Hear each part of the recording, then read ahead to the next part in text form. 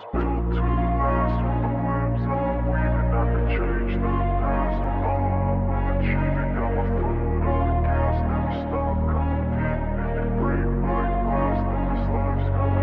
wanna be the best in the game, invest in my name, check no restraints, I'm obsessed with the pain, I ingest, I retain, assess and I change, possessed by the thought I'll be free one day from society. Olha, o Antônio falando que está estudando para entrar em FIINFRA, vou desistir de debêntures. É totalmente alinhado na minha cabeça, o Antônio. Fazer análise de risco de crédito de debênture e depois, se você conseguir fazer essa análise de risco, qual que é o passo seguinte? É ver se a rentabilidade está ajustada a esse risco. Certo? Por que eu insisto tanto, você não pode investir só olhando para a rentabilidade? Porque se você não conhece o risco, você não sabe se aquela rentabilidade é ajustada ao risco. Debênture rende IPCA mais 10. Pô, maravilha, só que a empresa pode quebrar, tá à beira de uma recuperação judicial. Então, IPCA mais 10 é pouco face ao risco.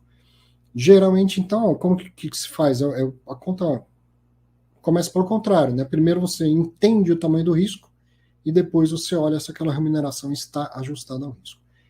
E se a debênture tem prazo de 10 anos, você entendeu isso agora, mas você tem que entender daqui 1 ano, daqui 2 anos, tem que acompanhar. E eu acho que essa tarefa é árdua demais para um investidor, pessoa física, um investidor que não seja profissional.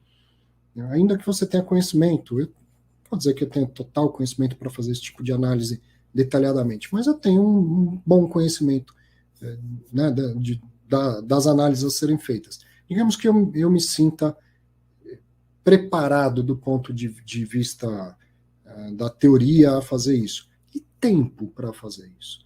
Então eu acho que o FIINFRA é a solução para o investimento em debênture de infra. Deixa um gestor profissional fazer isso por você. Diferente do fundo imobiliário, eu gosto de ressaltar essa característica do fundo imobiliário. Fundo imobiliário te dá acesso a ativos que você não tem acesso. Isso é fenomenal. Você não tem acesso a um grande escritório, você não tem acesso a um shopping. A maioria de nós, porque não tem dinheiro para isso, e os poucos que teriam uma fortuna suficiente para comprar um pedaço do shopping, quem diz que o shopping está à venda? Então o fundo imobiliário dá acesso a ativos que não se tem acesso. Um FIINFRA, assim como um fundo de ações, um fundo multimercado, te dá acesso a ativos que você tem acesso. Se você quiser, você compra diretamente o ativo, certo? Então, aí você tem que pensar o seguinte: eu vou pagar por uma gestão profissional, ela vai adicionar valor ou é desnecessário? Tenho certeza que você não chama um eletricista só para trocar uma lâmpada que queimou. Mas se tiver que trocar a fiação, você vai chamar o eletricista. Então você sabe quando vale a pena remunerar um profissional ou não. E na minha opinião, remunerar um profissional que vai fazer análise de risco de crédito e se o risco, né, se o retorno está ajustado a esse risco, num mercado importante, rentável, tal, que é o de debêntures incentivadas, para mim faz todo sentido. Tendo ainda isso na estrutura de um fundo fechado, com isenções tributárias, FIINFRA é uma tremenda solução para quem pretende investir em debêntures. Minha opinião, né? Olha lá, Fear Newspaper também, estudando os FIINFRA, é um caminho que o mercado vai evoluindo. E evoluiu bastante por quê? 4 anos e meio de juro baixo. Isso é uma maravilha. Aí floresce o mercado financeiro. Se floresce o mercado financeiro é porque está florescendo a economia junto, né? Então, nesses 4 anos e meio de juro baixo, muitas outras possibilidades de investimento, não vou dizer que surgiram, foram criadas, mas passaram a ganhar mercado, ganhar liquidez, ganhar visibilidade. Então, a gente precisa aproveitar para encaixar no nosso portfólio. Mesma coisa com a diversificação internacional, que antes era complicada, agora é bem mais fácil. Então, sim, temos que olhar para os FIINFRA. Agora. Se tinha alguém fazendo cobertura de FIINFRA. Tem. A gente está fazendo lá no BTG. Primeiro a gente elaborou um material educacional explicando quais eram as diferenças do fundo imobiliário, qual a diferença de uma debênture, né? E houve uma migração muito grande dos FDICs infra para FIINFRA, né? Outra instrução. Então, aqueles fundos que eram restritos para investidores institucionais, eles migraram para investidor em geral. Então, nessa nova legislação, nessa nova enquadramento, você consegue aí nos FII Infra, não no FIPE, tá? Nos FII Infra, investir aí, investidor que investe em fundo imobiliário, e ter essa característica também, né, de pagamento de dividendo mensal, tal, apesar das debentures distribuírem aí de modo geral semestralmente. Você tem uma carteira de 20, 15 ativos, acho que todo mês deve estar pingando alguma coisa, e aí eles fazem essa distribuição mensal. No caso de FIPE, se for uma debenture que tiver empacotada ali, como por exemplo o Nox ou Endurance, são debentures ou de portos ou de transmissão, você vai ter o pagamento semestral. E faz parte do investidor, né, entender esses rendimentos caindo semestralmente e não precificar como fundo imobiliário, né, porque não pagou naquele mês que o fundo de infraestrutura é ruim. Não. E Uma coisa até legal, você pensar que tem um fluxo que é semestral, acho que é mais fácil até de reinvestir do que o mensal, né? Às vezes mudou muito pouco de um mês para o outro, você fica naquela reinvisto, 6 meses depois já mudou a conjuntura, né? E aí você tem um dinheiro na mão que você pode reinvestir no próprio FII Infra ou em outra coisa que ficou mais interessante. Não, perfeito. E tem fundo de FIPE, de equity também, que faz essa distribuição mensal, que eu particularmente também preferiria receber de uma vez. Vamos supor, o seu bônus aí do seu trabalho. Você prefere receber X mil reais na data do pagamento do bônus ou você quer que o seu chefe parcele em 12 vezes? Eu prefiro receber e eu tomar a decisão do reinvestimento ou não. Então, e aí também, no caso de FII Infra, é bom entender que são poucos ativos aí que tem liquidez ainda, né? É um mercado que está nascendo. E tem características muito diferentes. Não é que nem fundo imobiliário de lajes, que você tem ali 7, 8, 10 que são grandes, que você consegue comparar entre eles, comparar as transações. Então as carteiras, elas são ainda muito diferentes. A mecânica é parecida, negocia em bolsa, isento de imposto de renda, inclusive na venda da cota e tal, mas o investimento, no final das contas, é completamente diferente. E a carteira investida também, risco também, totalmente diferente. Fausto, os FII Infra tem vantagem sobre os FII por não terem IR sobre o ganho de capital? Os fundos de infraestrutura são isentos de imposto de renda sobre os rendimentos e sobre os ganhos de capital. Isso é uma vantagem em relação aos fundos imobiliários? Depende da relação risco-retorno. Certo? Depende da relação risco-retorno.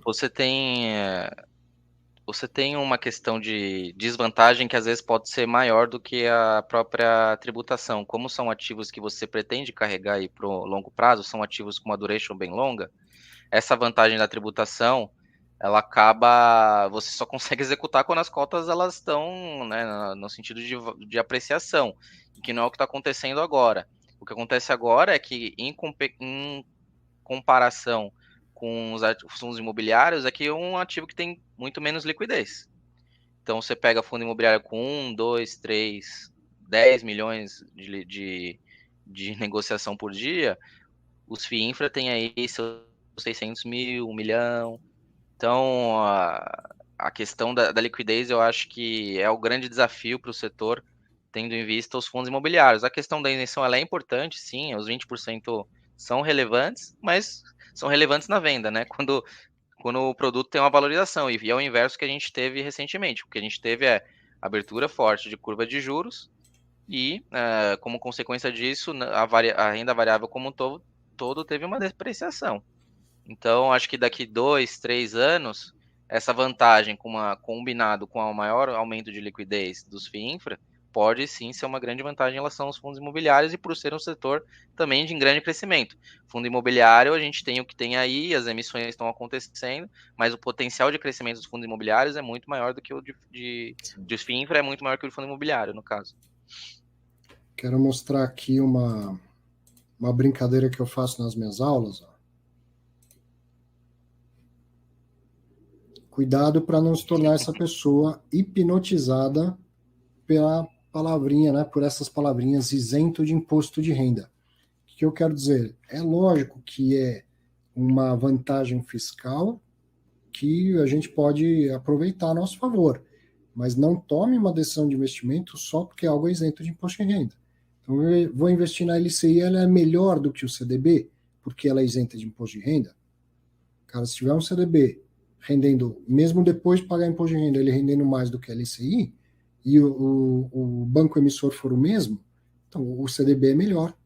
Né? A decisão de investir naquele momento no CDB é melhor do que investir na LCI. Então, cuidado para não ficar hipnotizado pela isenção de imposto de renda. Assim, um ativo é bom de investir, porque o ativo é bom, porque a relação risco-retorno é boa.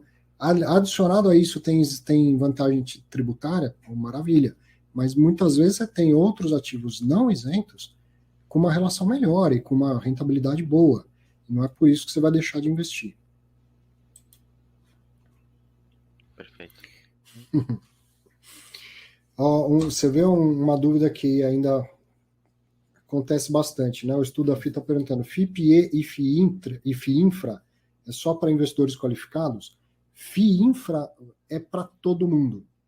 Por isso que você está vendo, inclusive, muitos fundos FDIC, como era o CADIF, era um FDIC e mudou para FIINFRA.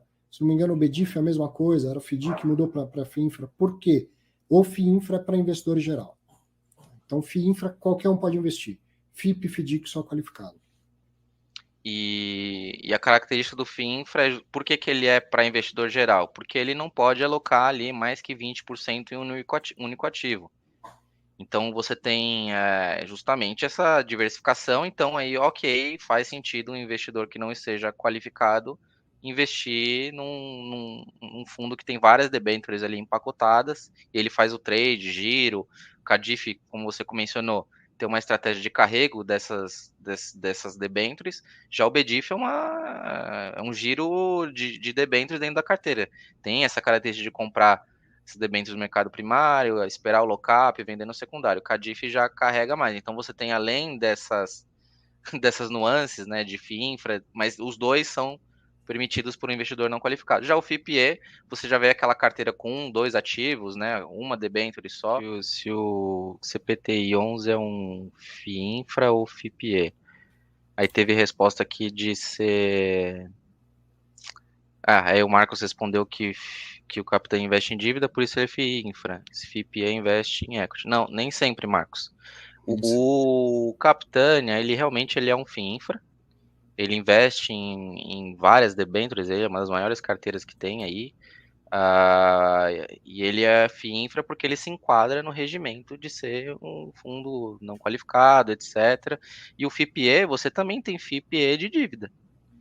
Você tem o NOX, o Endurance, que é um FIPE dívida. Então, não é porque ele é um FIPE que ele só investe em equity. O NOX e o Endurance investem em uma debenture que é uma debenture de série única. E ele é dívida, então é FIPE dívida.